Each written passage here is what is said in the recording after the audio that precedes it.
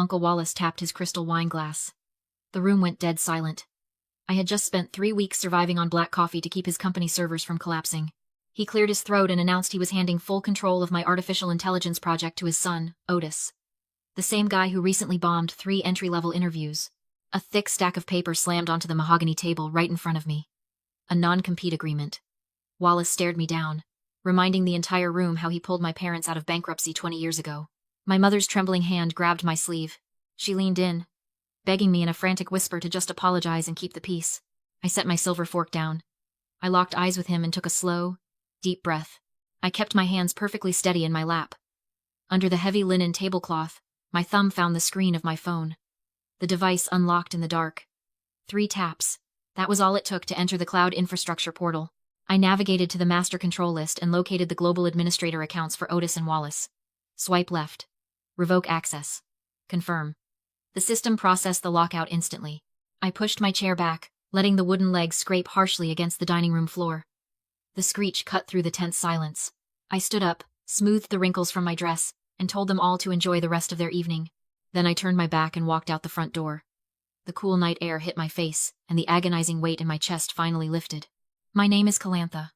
I am 38 years old, and for the last decade, I have been the lead systems engineer keeping this family's corporate empire breathing. But to them, I was never a professional. I was just the debt collector's daughter. Growing up, whenever Otis threw a tantrum and wanted my science fair project or my college recommendation slot, my mother would physically pry the opportunities from my hands and give them to him. She would pull me aside, her hands shaking, her eyes darting nervously toward Wallace's office. "Just let him have it," she would whisper. "Remember what your uncle did for us. We owe him our lives." For 20 years, my parents lived like terrified ghosts in their own skin, constantly bowing their heads because Wallace bought their bankrupt business for pennies and called it a heroic rescue mission. False gratitude is the absolute cruelest chain a person can lock around your neck.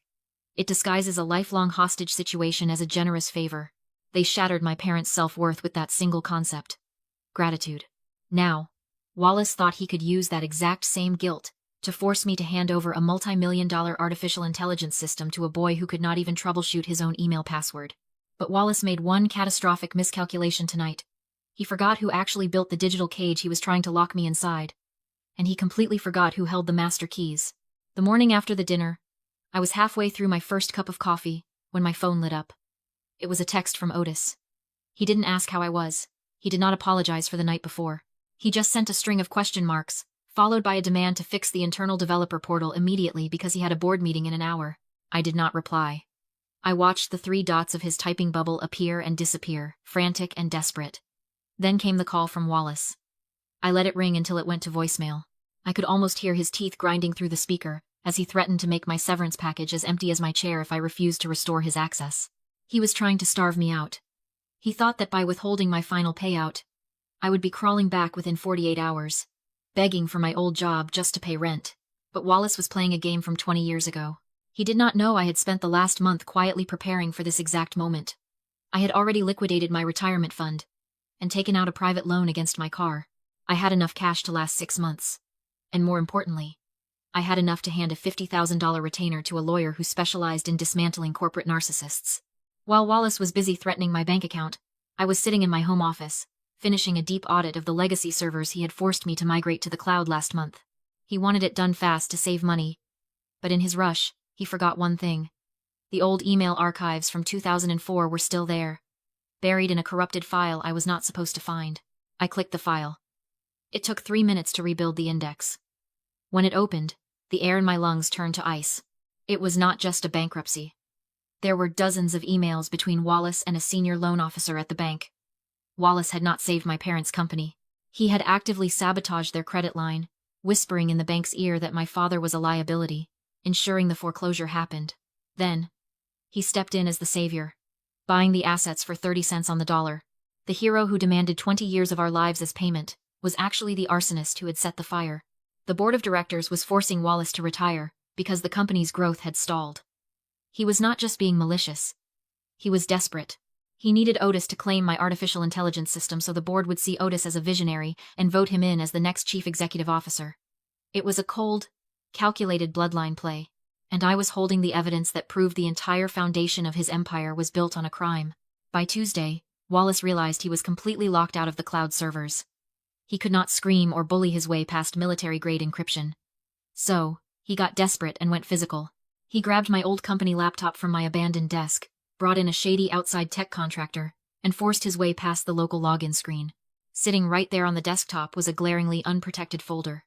I had named it Fennel Artificial Intelligence Core version 1. He took the bait instantly. Believing I was just a careless amateur, Wallace drafted an anonymous burner email. He attached the folder and sent it straight to the venture capital firm scheduled to fund my new independent startup with $2,500,000. The message was a direct threat claiming I stole proprietary source code and telling them to drop me or face a massive intellectual property lawsuit. My phone buzzed on the kitchen counter. A specialized security alert flashed across the screen. I picked up the device, read the notification, and let out a slow laugh. Wallace is a man who spent 2 decades believing everyone around him was inferior. He thrives on the delusion that he is the smartest person in any room. That kind of arrogance is a fatal flaw because it makes you blind. He genuinely thought a woman who built enterprise security architectures for a living would casually forget her life's work on an unsecured corporate hard drive. He never stopped to consider that the folder was a honeypot. It was a digital bear trap. The absolute second his hired tech clicked open that file, hidden watermarks and metadata trackers woke up. They silently beamed a full diagnostic report directly to my private server. I had his exact internet protocol address. I had the media access control address of the machine. I had the timestamp tying the breach directly to the master desktop in his corner office. He thought he was launching a stealth missile to ruin my reputation and bankrupt my future. Instead, he had just committed corporate espionage, and he had signed his own name on the confession. Wallace leaned back in his leather chair, steepling his fingers together like a king holding court. He wore a patronizing smirk, completely confident that his anonymous email had already destroyed my startup funding. He thought this deposition was just a formality, a victory lap. Otis sat next to him, casually scrolling on his phone, completely bored by the whole process. Across the table, my parents sat rigid. Their shoulders were hunched, making them look small and fragile. My mother kept wringing her hands, her eyes darting toward me, silently pleading with me to surrender. She still thought we were the villains. My attorney did not waste breath on pleasantries. He slid a single, crisp sheet of paper across the polished wood. He tapped his pen on the document and recited a specific state labor statute. He informed Wallace that by maliciously withholding my final severance payout past the legal deadline, the company had automatically voided my non-compete agreement. Wallace's smirk faltered. His jaw tightened. He opened his mouth to argue. He never got the chance. The heavy thud of a massive binder hitting the table made everyone jump. My lawyer flipped it open. He pushed a thick stack of printed emails from 2004 directly in front of Wallace, neatly fanning them out so the signatures were completely visible. He formally announced the immediate filing of a shareholder derivative suit for gross fiduciary breach, corporate sabotage, and fraud. The reaction was instantaneous. The color drained from Wallace's face so fast he looked physically ill. His eyes darted wildly across the printed pages, desperately searching for a loophole that did not exist. His breathing grew shallow and ragged. He reached out to grab one of the documents, but his fingers were trembling so violently he fumbled it. The untouchable patriarch was disintegrating right in front of me. The mask of the benevolent savior was ripped off, exposing a desperate, cornered thief. My father reached over. He pulled the documents away from Wallace's trembling hands. He lowered his reading glasses and stared at the pages. He read the words. Then he read them again. I watched 20 years of brainwashing shatter in real time. The decades of forced apologies. The holidays spent serving Wallace like royalty. The crushing weight of a fake debt that had dictated every single decision our family ever made. It all crystallized into pure, visceral rage. The veins in my father's neck bulged against his collar. His hands clamped into fists. My father stood up. His chair crashed backward onto the carpet. He grabbed the heavy glass water pitcher from the center of the table and hurled it violently past Wallace's head. The pitcher smashed into the wall, showering the entire room in water and shattered glass. Otis jumped out of his seat, screaming. Wallace shrank down into his leather chair, raising his arms to shield his face, completely terrified. My father grabbed my mother's hand. He looked at me, his eyes burning with a fierce, protective pride I had not seen since I was a little girl. Then, he looked down at Wallace, who was shivering under the broken glass. "We are done." He spat the words out like poison. He turned his back on the man who had ruined his life, and the puppets finally cut their strings. The gavel came down with a heavy final thud. Wallace was officially indicted on 3 counts of federal wire fraud and 2 counts of corporate espionage. The federal judge sentenced him to 4 years in a federal correctional institution, accompanied by a mandatory restitution order of $2,500,000 to the corporate shareholders he had systematically defrauded. The social fallout was absolute. The prestigious country club revoked his membership within 48 hours.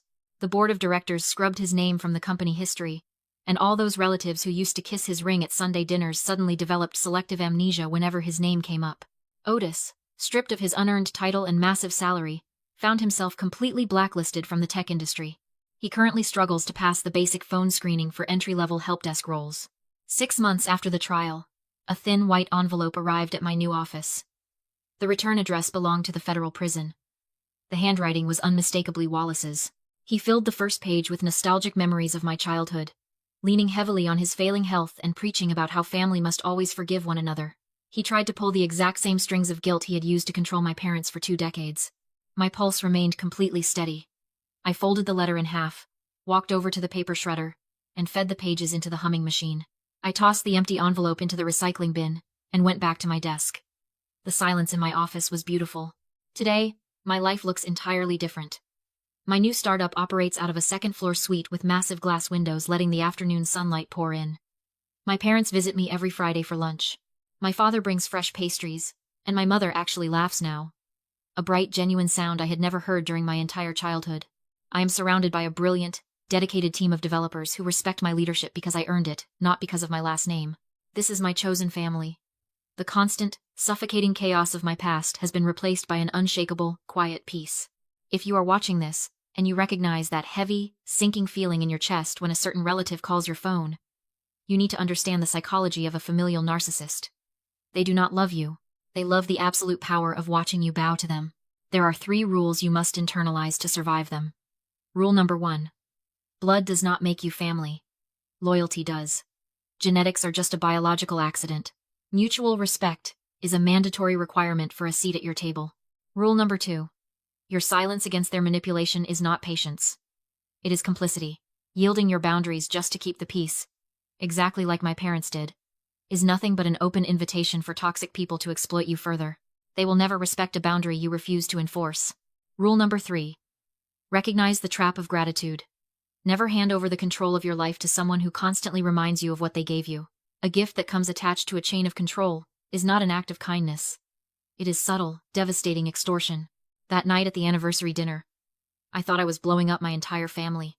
In reality, I was taking a sledgehammer to an invisible cage and rescuing the people trapped inside. Look closely at your own life. What invisible chains of gratitude are currently suffocating you?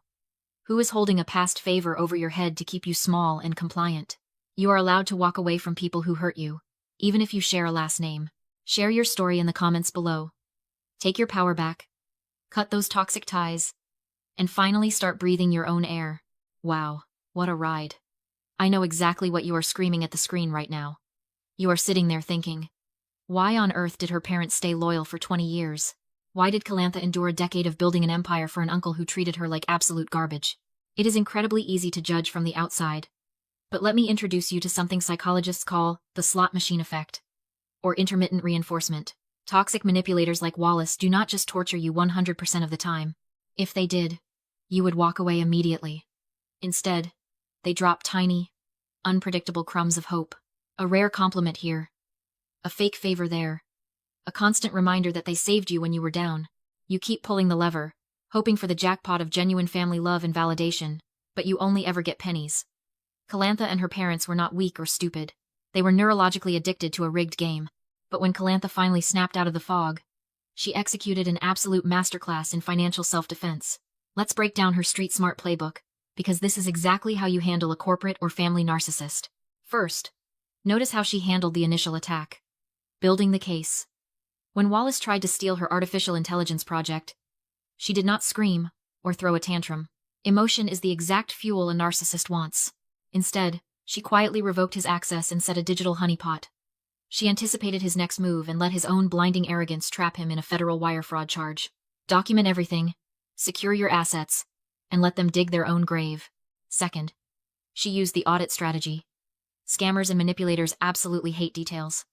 Wallace relied entirely on the vague, emotional myth that he was the family savior.